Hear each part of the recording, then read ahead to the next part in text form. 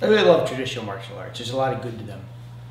But I've also learned that for self-defense, a lot of times they don't work because people don't train for things that are more real. So I can't tell you how many styles I've gone to where people attack each other like this and they stop. Or they come through and they come through with attacks like this. Or we sit here and we play stuff like this where people punch straight and come in and do this. And that's great because I understand why. Because really advanced fighters sometimes fight that way. And in advanced arts, you want to learn how to fight more advanced. But the reality is the majority of people fighting are never going to fight that way. So here are the things you should learn to train for. Number one is the big hook. Right? I'm telling you, watch fights on YouTube. Just watch random fights in the street. What are you going to see? You're going to see flailing. You're going to see people chucking and just throwing around in circles. You know why? Because hooks are natural. They're easier to do than straight punches. Straight punching's a skill. Most people can't do straight punching, and you're never going to see it. So if you sit here like this, and we sit here like this, and we practice where he punches at me straight, and I do this all day, and then one day he throws that big hook at me, and I go like this, I'm in a lot of trouble, because we don't see it. What you have to start seeing is the big hook. So when he starts throwing a hook, right now look, you see how this is? This is how you start. You start slow, and you learn to deal with the hook. When you throw a hook now, and I see how he's pulled short on me, that's not what you want to do when you do this. When you practice this, if I'm feeding him, you start slow like this, you just throw it through. If he leans a little bit, continue throwing it through. Make sure you get full reach. That's another thing people struggle with is the guy will move back and then they'll short the punch, but real people don't do that. Real people will reach until they hit you. So you got to know how to deal with it. So ideally when you're dealing with a hook, you should move. That thing comes at me, I should be, now see there it was again. You see how he went into a rooted stance and punch like that? I'm telling you, real fights don't do that. When he goes like this, and I throw at him and he steps back, you're going to see a big step like that. And that's how people fight. If you practice short like that and someone really comes at you, you're going to lean back. You're going to assume that you slipped that. But that guy's going to go, no you don't, and he's going to reach way out, and he's going to lean and step and knock your block off. So I'm doing this short because of the camera. I would move more if I had more space. But when he throws that punch and he throws it through, you should always be practicing escaping, moving with it. He comes in, you gotta practice how to evade, you gotta practice how to see these on the angles, you gotta practice how to counter, and that's fine. When you get better with these, what you do is you practice these kind of at speed, but not with full power. What I mean by that is if I take this swing, I want to throw this like this, but not with juice. Even if I hit him with this, it's not going to kill him. That's not what I'm trying to do.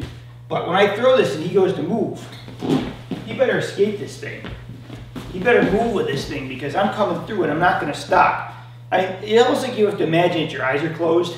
Just let it take its path and let it complete where it wants to go. Get used to the idea that that is really going to rip you. When he throws this, you've got to get used to the idea that that's coming through.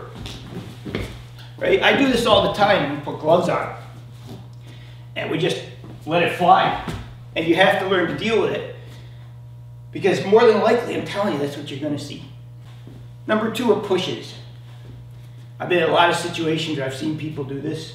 I've seen people go into bars and just flat out grab people, put them up against the wall and start blasting on them. The problem in traditional martial arts often is how we practice this. Is the guy grabs me, we statically stay there, I do something like this and we go like this, and that's great.